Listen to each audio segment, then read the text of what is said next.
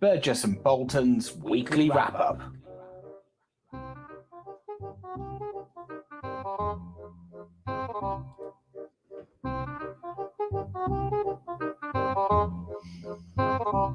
Hello, Ben. Hello, Jeremy. Happy Friday. Happy Friday. See, you've got a cap on there. Join the more on which later. More of which later, indeed. So, hello everybody, and welcome to this week's edition of Burgess and Bolton's weekly wrap-up, where we look at everything to do with the London market, technology, change, innovation, and this week we are going to reflect on the two conferences, two industry standard, two of the best conferences in the world that have just taken place. We had London Market Claims a couple of weeks ago, and this week was TINTEC, and we're just going to see if we can draw out a couple of interesting points from that that you can all take away. Anybody who wasn't there, obviously. But first, as always, we've got the news. Now, the news outside of the London market is just crazy, isn't it? And events, dear boy, events. And it is a political story that we can't really escape from, because it's shaping everything, the politics, the economics. It's all coming together in this trustafuck I heard this week, which I thought was brilliant. Oh, are we allowed to swear? We've never sworn before. That's the first time ever. No, you must have misheard me. Yeah, so it's really interesting. I think that interesting times, as people say, in politics and economics, and the way that this is kind of coming together. And this I just snipped a few minutes ago from the BBC website. They're expecting a U-turn. I think they've factored it already. The markets, that is, have factored it already into various prices and all sorts of things that are way above our pay grade, Ben. But we're quite interested in this because of the kind of the communication side of it and the strategic decision making side of it, and this idea of groupthink that we've kind of been talking about over the months. And I also just wanted to bring in another area of sport that we don't know anything about in which to comment on, which is rugby and rugby union. So two of the biggest clubs in rugby union, and I'll say now that I don't know anything about this sport, but it seems to me it must be in chaos if two of the biggest clubs are failing, going into administration.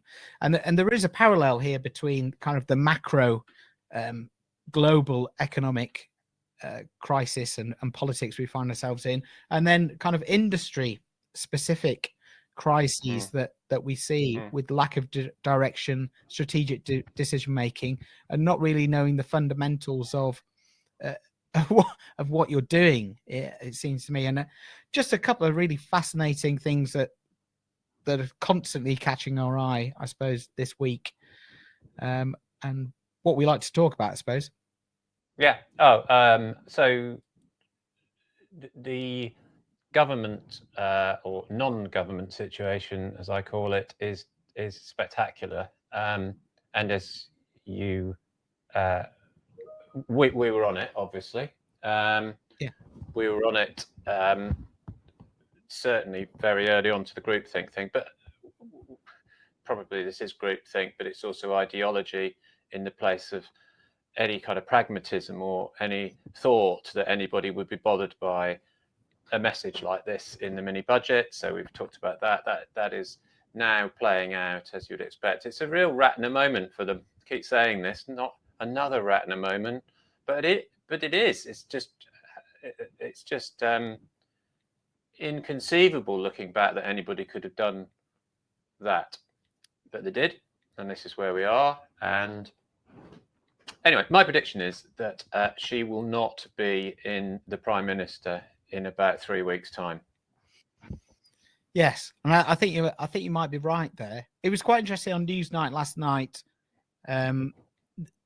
that they felt that the party was way ahead in terms of thinking than 10 Downing Street, and so you've got this kind of And you haven't heard any communications. I certainly haven't. I've been very busy, but you haven't heard Liz Truss coming out and kind of giving an explanation or trying to back things. Well, so yeah, and it's ideology without any sense of pragmatism, because there's no what they call party management, which is basically you've got to get people on board with this. But of course, she came in and said, well, everybody who didn't support her is not going to get a job. So that's most of Parliament, therefore, is saying, well, we don't even get a job. And then so she hasn't even got a base of support now within the party. So in every single way, not that you need to do this as a case study, because it's just intense stupidity, in my view.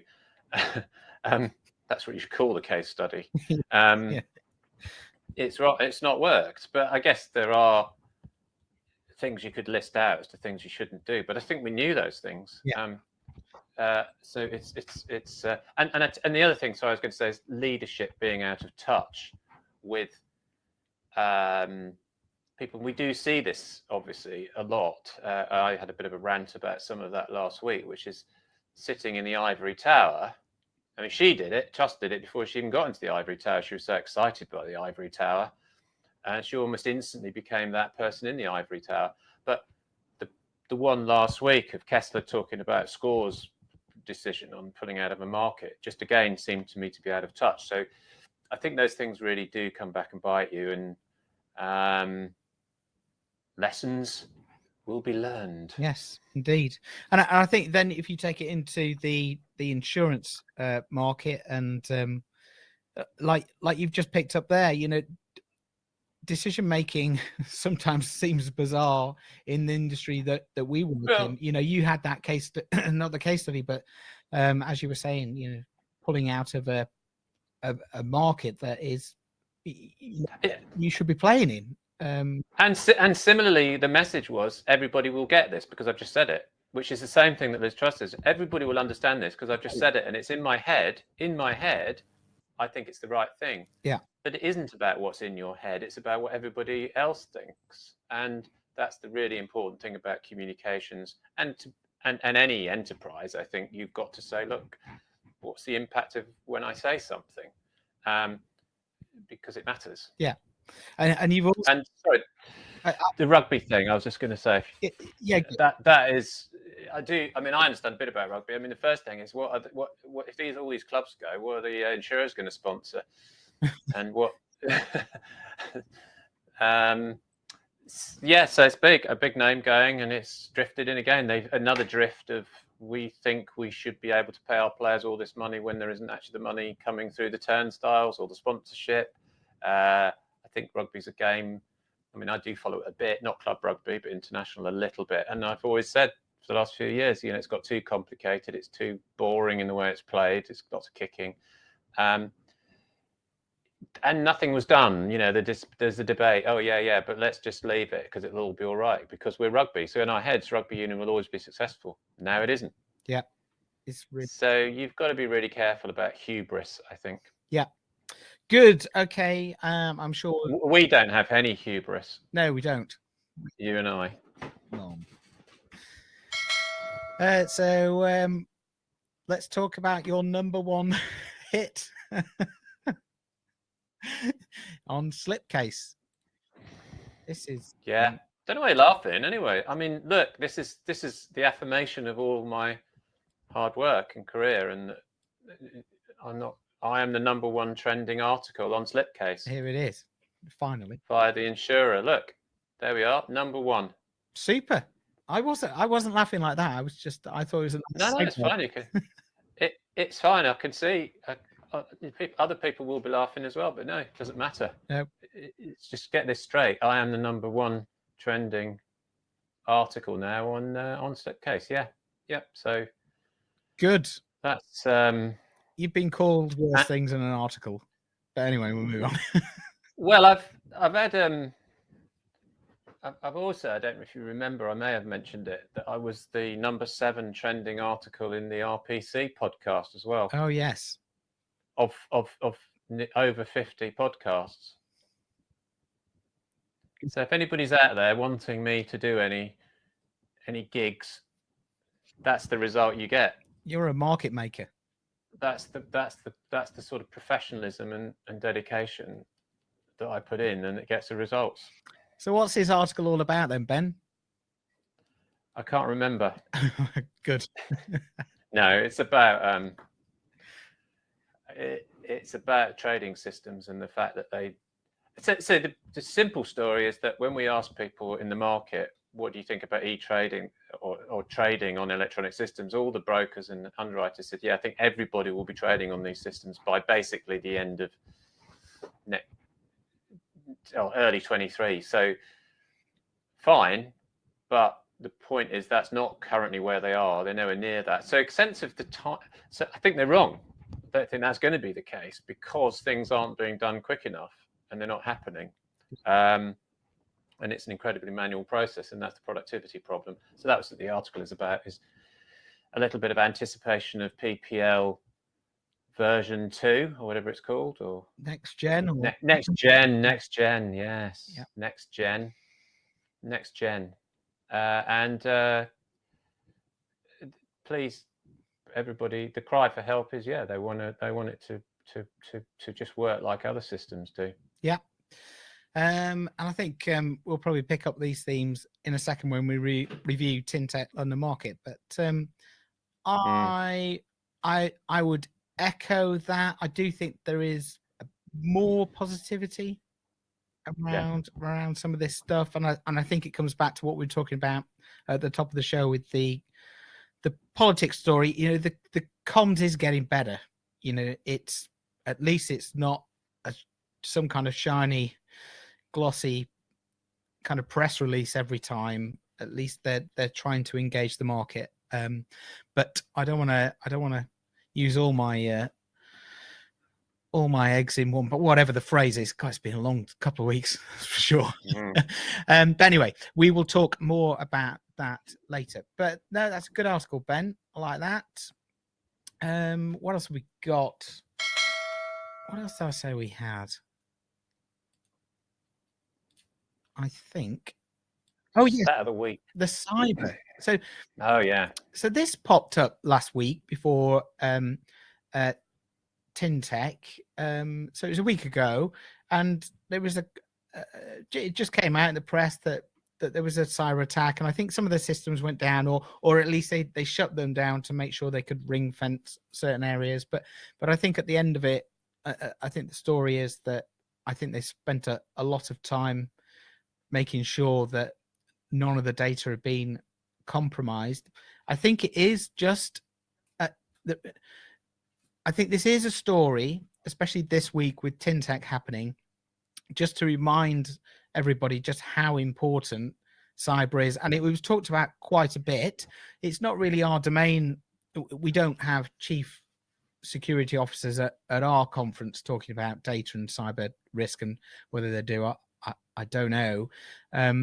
But it's certainly taken as hygiene factor that you are spending an awful lot of time, money and resources on defending your IT estate, collateral and data. And it, you know, it came through in a couple of the talks when people asked about the innovative side of digital, which we concentrate at Tintech on. You know, what about the keeping the lights on, making sure that the risks are contained, all that kind of thing? And they were kind of going, no, that's a ring fence bit of resource over there. What I'm talking about is budget for innovation, for development, for the stuff you've been talking about in the market. So it's also a very strong driver of procurement now, because I get quite a lot of it. But I was talking to a head of procurement at one of the big carriers a few weeks ago, maybe a bit longer than that. But they were saying that the biggest fear they got is of a hack. So everything that they do in terms of procurement and the due diligence around people like us, new suppliers, if we're going on onboarding, as they call it, then that is all driven by the fear of cyber attack through a weak point in the organization, which actually makes signing up for these companies these days quite long-winded and tricky, because they ask you everything under the sun about your IT setup. But that's the way of the world. And the other thing here is cyber attack 2 words? Or are they just now calling it cyber attack? It's a cyber attack.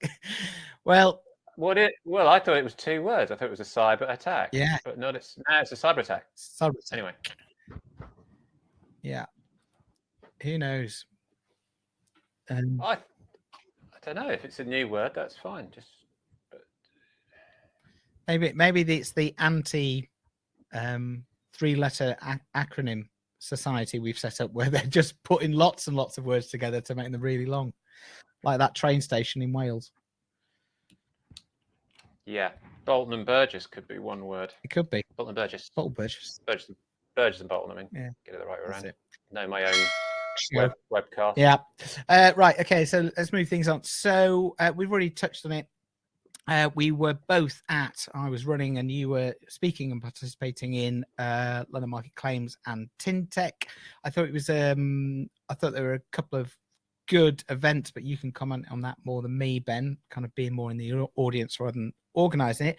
But I thought we'd just pull out a couple of kind of themes, I suppose, that came through strongly from the discussions and the talks. Yeah, good event. I mean, we're slightly biased, obviously, because you are the organizer, and I was speaking at them. So aside from that bias, I think they were both, but if I can be slightly distant from it because I don't make any money out of it, yeah, I would say very good. Yeah, really well run. A lot of energy, I think, in both of the events. The panel I took part in London Claims was very energetic, and that was good. So I felt. I mean, and Tintech, which is not a space I know so well, although I know I've spoken there a couple of times. It's not a world I live in. Again, felt quite energetic. Yeah, it's good. Yeah, it's good. So that there's a lot of as you said earlier on, I think there is a sense of whether it's positivity or certainly activity. Yeah, I think. So that was going to be my first point. I also felt that in the room, in the exhibition, there seemed to be a buzz around the place, and you can quickly tell if there is or isn't one. Yeah, I think frustration, which is what you've talked about, at one point led to inertia. So it was a sort of frustrated inertia situation. I think we've moved into a frustrated, we're going to definitely make stuff happen, and we are making it happen in some places, sort of punch the walls a bit. So that's the feeling I get, is that this is just can't go on. Yeah. So that's good. It feels quite good. So I was just going to back that up with a bit of positive feedback that we had from one of the speakers. I've got to admit, I was a bit shocked in a good way by the response to my talk. I was getting ready for it to be a bit negative and down, but it was very positive and optimistic conference.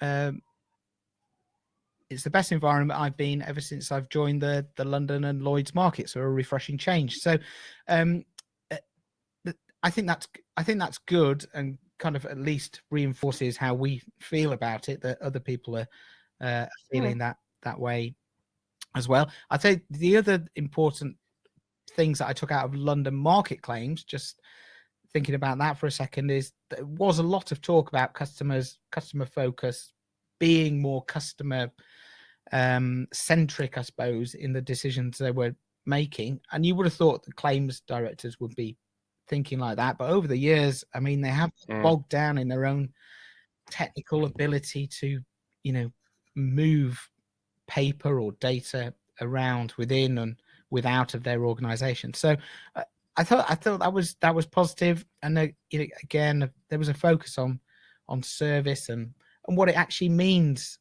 for the organization as a whole. I think they're coming from the back office and they feel like they're moving into those types of conversations, more strategic, I suppose.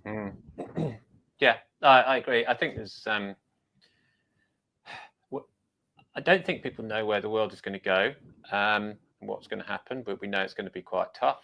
We'll talk about that in a second. I do think that for the tech people, certainly, and probably for the claims people, I'll come back to the claims people, certainly for the tech people, I think there is a sense of opportunity because things have to happen one way or another, whether that goes to a more external customer-centric type of technology or trading technology or whatever that is.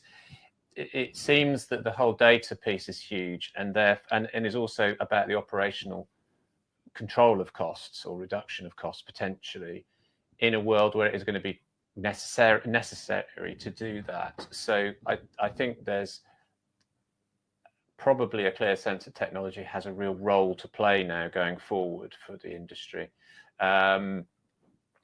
And there's less talk of all that sort of, I don't think you had one talk on AI, did you? Or did you? Not at London Market Claims. No, we had, so at TinTech, we had. Did you have one there? It was mostly around advanced analytics. Oh, right. No, yeah, it's a bit different. Yeah, so it's kind of the bridge before you get. So nothing on blockchain, nothing on AI, all the old buzzwords. Interesting, isn't it? Yeah. Now, I think it feels like the content of the substance of the conferences is more about real stuff as opposed to what you might call pie in the sky. Yeah, and actually that was one of the things I was going to kind of draw out of the TinTech event, is that I think there was a real sense in the audience, and we did a show of hands, that the headwinds that all our organizations are facing are very strong and unpredictable. So I think most people are predicting a downturn, and quite a severe one, next year. Hopefully it won't last too long, but who knows?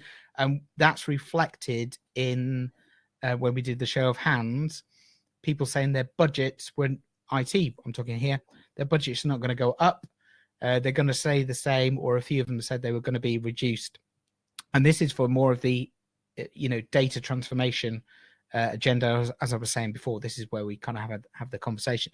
So that's really interesting. However, what came out strongly from all the speakers is it's actually investments you make now, even though you may have a smaller pot of money or the same pot of money. It's those investments in digital capabilities that will, when we come out the other side, give you the springboard in order to take advantage quicker. And so I think it was Stephen Zuanella from Generali who was saying you've just got to keep on fighting for that budget, making the business case. Coming back to your point, Ben, around understanding what your business challenges are and how tech can or can't solve those problems, and and making those investments to make a real difference to your business and customer outcomes. So it was a kind of it was kind of quite a sober tone in the room. It wasn't going woo, what's the next big shiny thing. It was kind of going, okay, we know what we need to do. We know the investments we need to make those. We need to execute really well, and make sure that we can deliver ROI on every pound or dollar being spent. That's a better conversation. It's a better conversation than we used to have. I think some of those things we used to listen to were interesting, nice to know, but not really going to do anything, I always felt. I remember years ago throwing up the Gartner thing that said not one bit of technology had any impact at all on the insurance industry.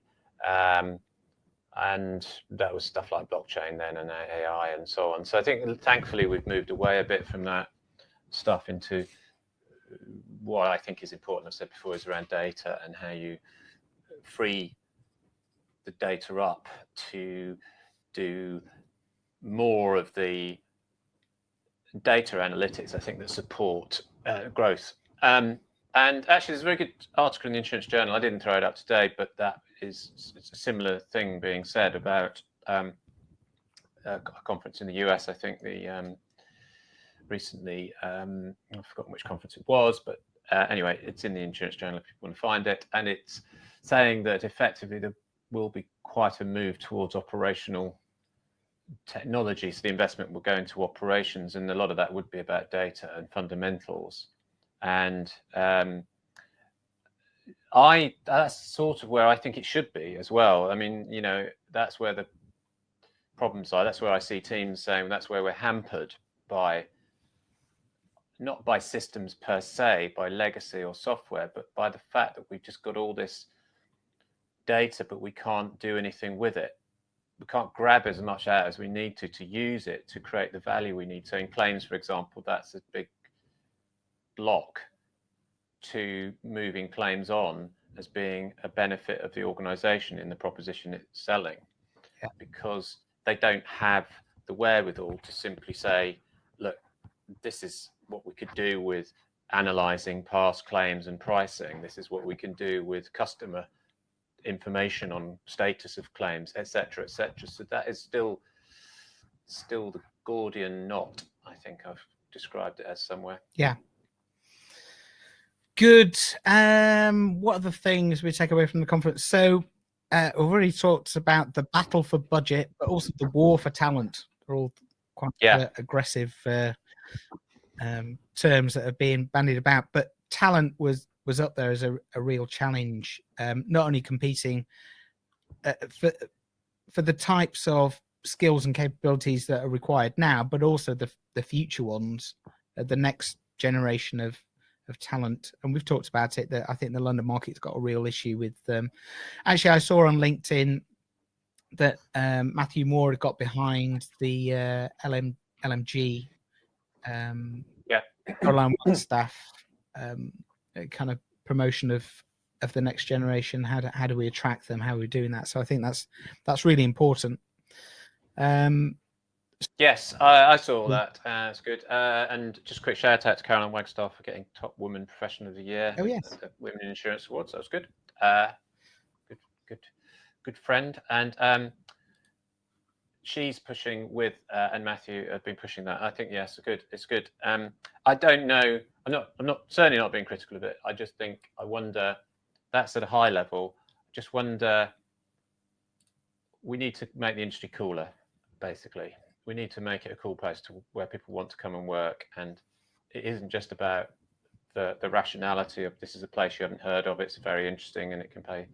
So to be honest, cool and paying well is good. Yeah, I mean we're obviously making a statement with our caps, Ben. We're bringing cool elements. Do you want to say what this is? Not that. Yeah, so this is the we might have mentioned it on the show when we've been talking about podcasts that we like, but this is the Acid Capitalist podcast.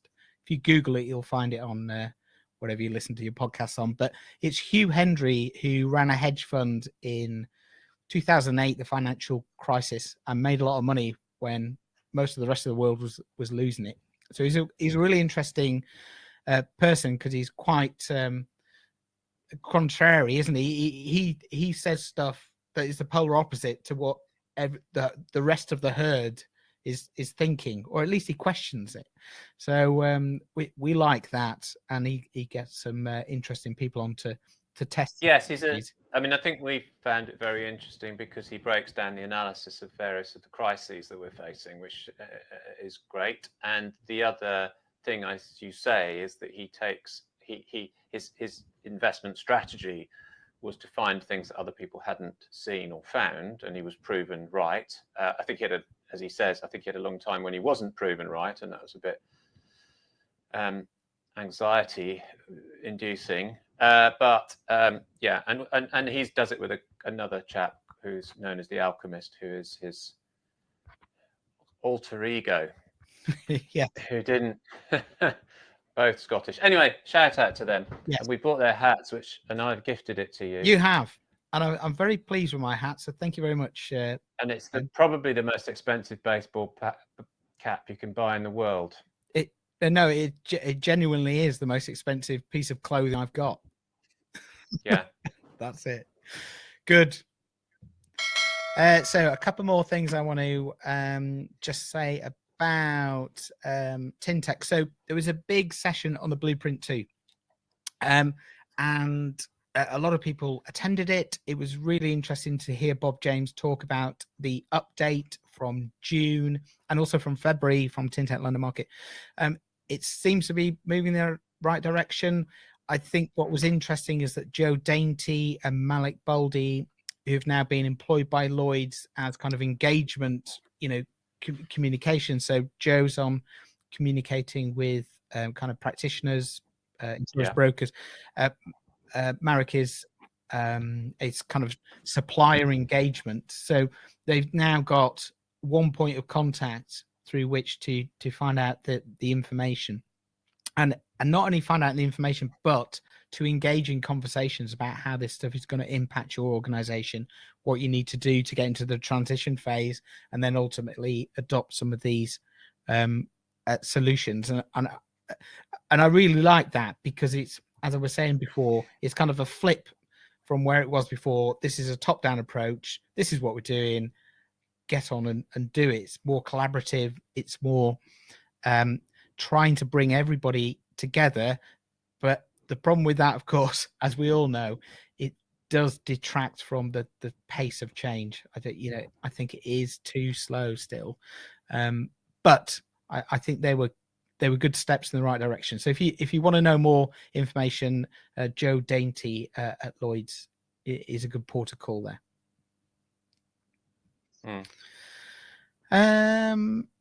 And that, I mean, there's tons more I could talk about, but you were on the innovation stage, Ben, which I didn't get a chance to go into because I was in other areas. What was that like? Did you hear many of the talks? What was the vibe in? I only heard two of the talks, the three talks that preceded me, which were about open banking, and another one which was about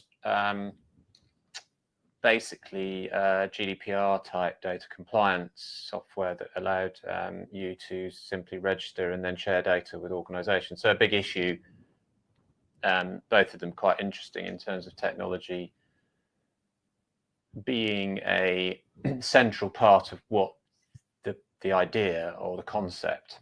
So the open banking guy was saying that was going to develop everywhere. Both of them were saying we're really describing a world in which technology was embedded into everything. Yeah.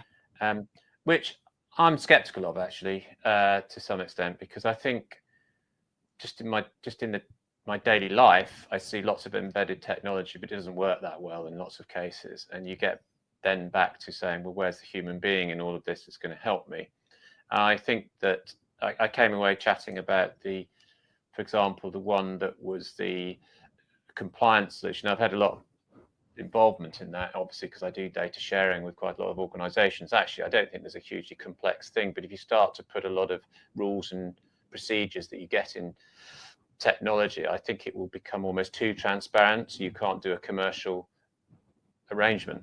Yeah. In other words, it's a bit like, I tell you what it's like. It's a bit like when restaurants decided, what a great idea, we'll get all of our bookings done by Open Table or anything like that. But what that took away from a lot of restaurants was something that was a really important point of service and their commercial proposition, which is calling up the customer or the customer calling and owning that. And now they gave it away to those companies, and that's caused them both problems on inefficiency, because they get people booking tables and not turning up, obviously, and also they don't have that personal touch when the person rings anymore, so they lose quite a lot through that. And I think these are similar. I think, I'm not saying they're not going to work. All I'm saying is I think they need a bit more of the human element in them, because you just can't get away from that, and that's what I came away feeling. Although they were very interesting talks. Yeah, and it's really interesting when you reflect back into experiences at restaurants or hotels, because they're very, I mean, they're very kind of physical, and you have a digital experience when you book generally, and then you expect a physical experience when you arrive, and if the two things aren't married up, and they can work two ways. So we book into a hotel when we're staying in London, and the booking process online is slick, it's smooth, it's fine. And then when you get to the hotel reception with the guy or woman standing in front of you, it seems to take them 15 minutes to actually find your booking. Then they have to print something out, get you to sign it, put your email in, and just before you kind of going, I've done all this. Surely you just go, Mr. Burgess, ding, there's your key. Would you like breakfast? Okay, bye. It's Well, that's a prime example of where technology should enable a really great greeting. yes. They should be there with a little bottle of, champagne or something for you to say, welcome, boom, boom, boom, because we've saved a bit of money on the whole efficiency of our booking thing. And now all I want to do is just welcome you to the hotel and have a great stay, Mr. Burgess. But of course, they've duplicated the process and they've had to redo it somewhere. So that's exactly the problem. I think the thinking has got to be that actually the technology will enable something better that people can do in service or make them more efficient. Yeah, exactly. But the efficiency is boring and it doesn't give you competitive advantage ultimately because everybody can do it. I think the problem partly with a lot of this stuff is people celebrate the efficiency and then they stop. Yeah. And they go, oh, look at that, it's amazing. We saved a load of money. And then they realize very quickly, actually, everybody else is doing the same thing. And it's a level playing field again. Yeah. What you have to do is to say, there's the technology. Now I'll develop my people and my talent because they've got a bit more time in the day and I'll make their jobs more interesting and I'll make them get creative and innovate or whatever they need to do to make our business stand out from the crowd and make customers happier. Yeah. That's the simple thing. But it doesn't, in a lot of institutions, that doesn't happen because the destination is get the technology in. Yeah. Yeah. And it always has been. It always has been that. And you get the systems you deserve in that. And you get big cock-ups as well, which is you just get you get no human service that's worth its candle. Yeah. And you get a mere digital service. Interesting. Good. Right. Thanks, Ben.